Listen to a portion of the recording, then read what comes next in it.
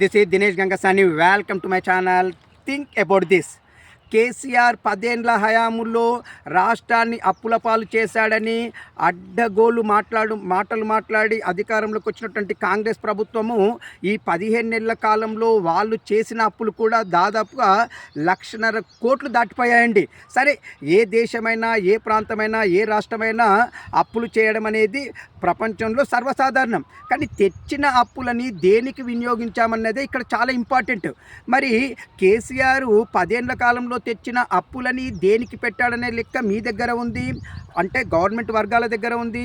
అంతేకాకుండా CAG report కూడా స్పష్టం చేస్తుంది, తెలంగాణ అభివృద్ధి కోసమే కేసీఆర్ తీసుకొచ్చిన ప్రతి ఒక్క రూపాయి, అంటే అప్పుగా తీసుకొచ్చిన ప్రతి ఒక్క రూపాయి ఖర్చు పెట్టాలని లెక్క చెప్తుంది. మరి మీరు తీసుకొచ్చినటువంటి 1,50,000 కోట్ల పైచిలుకు అప్పుకి లెక్క ఎక్కడ ఉంది? ఇది చెప్పండి మీరు.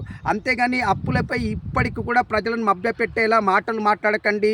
ప్రజలకి స్పష్టమైన మాటలు చెప్పండి అప్పులపైన అని చెప్పేసి నేను కోరుకుంటున్నాను. ఇట్లు దినేష్ గంగ.